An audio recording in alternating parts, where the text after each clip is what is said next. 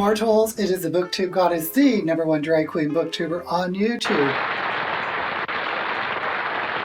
And guess what? You'll never believe it, but it's my 1-year anniversary on Booktube.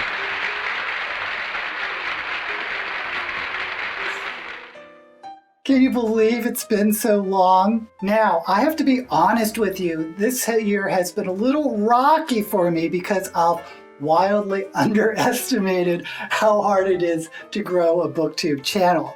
My goal was to double my subscribers from 1,000 to 2,000. Now, here's the rub. I repurposed my channel from a vaping channel where I had 1,000 subscribers. And that channel was actually, it was what, 8 years ago? It was a long time ago.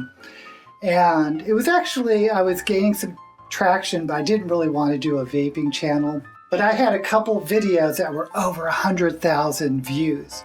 So I was under the misapprehension that, oh, Booktube should be just as easy. I'm going to be in drag. It'll be fun and exciting. I'll double from 1,000 to 2,000 subscribers, and I'll be able to monetize my channel.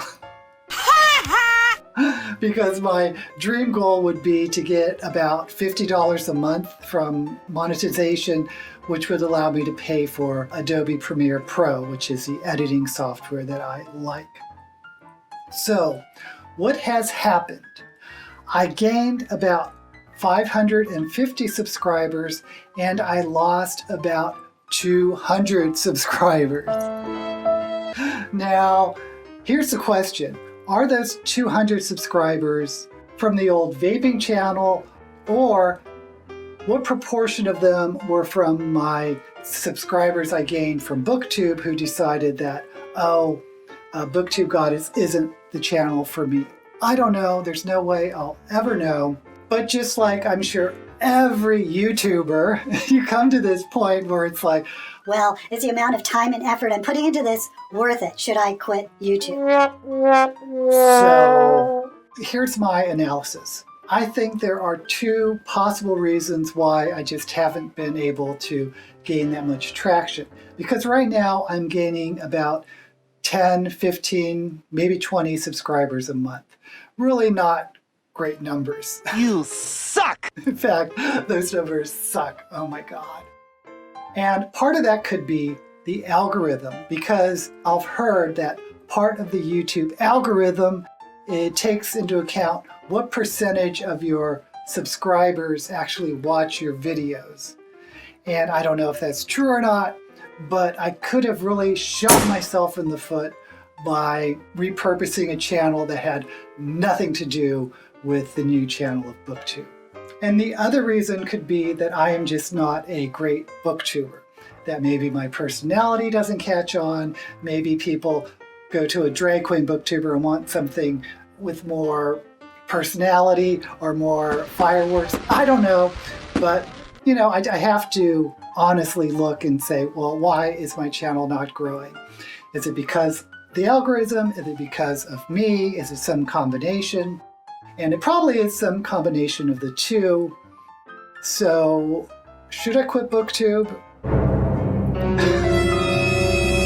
Well, for better or worse, I'm going to still continue at it. I've been with it for a year. I've done at least one video every week for the entire year. And if I keep on this trajectory, hopefully in time, maybe I'll get better. Maybe subscribers will start picking up and the algorithm will work in my favor. I don't know if that will ever happen. I could just be Sisyphus pushing that old rock up the YouTube hill.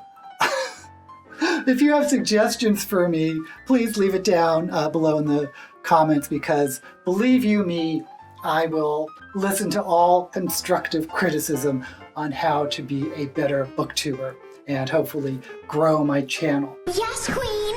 But I did ask on Twitter and on YouTube for some questions you might have for me.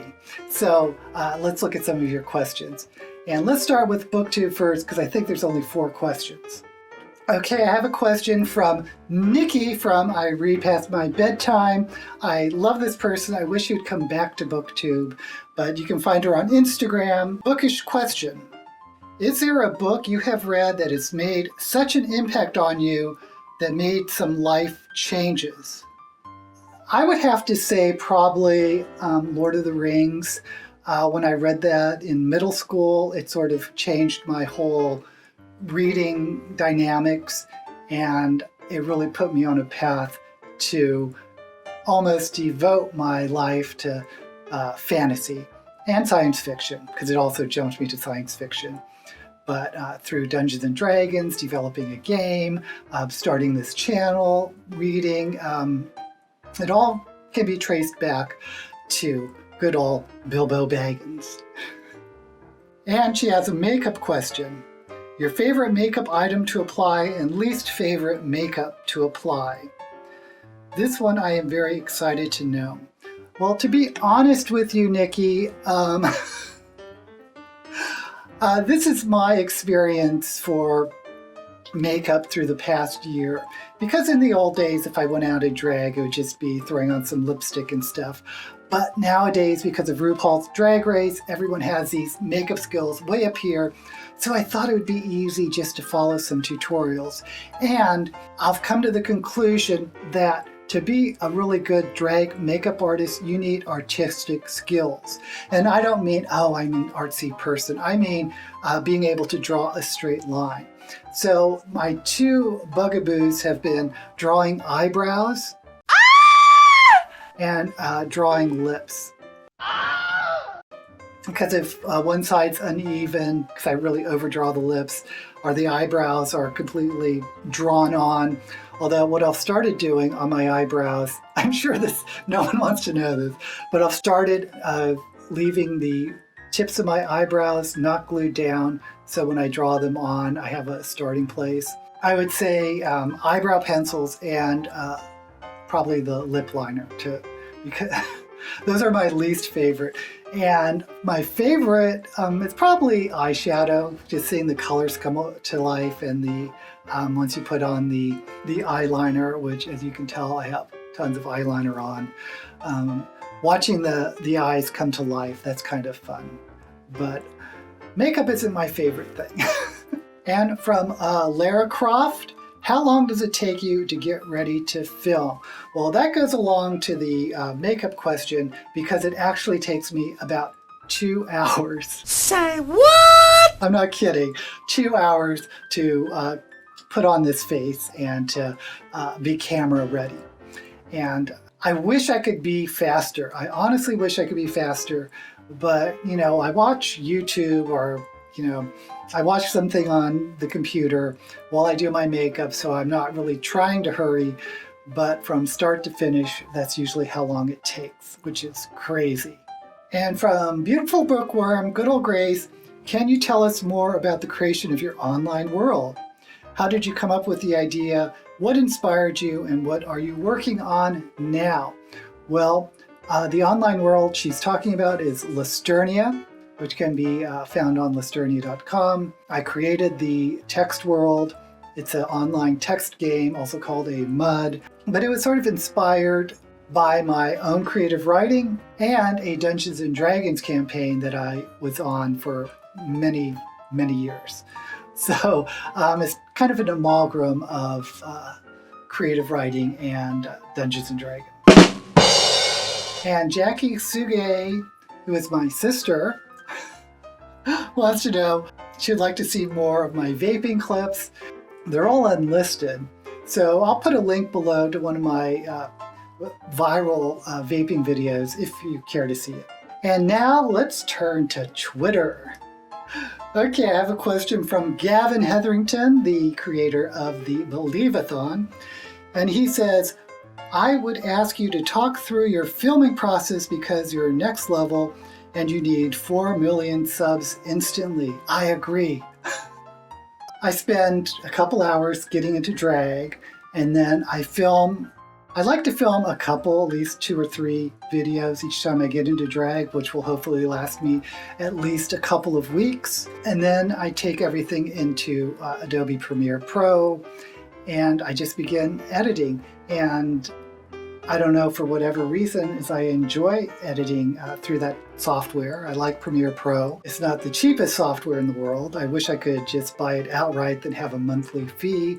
But what I enjoy about it is I enjoy the creativity, especially if I'm doing more than one character and trying to be the fairy book mother, for instance, and have her hovering above me and doing all those sort of special effects. I think it's fun.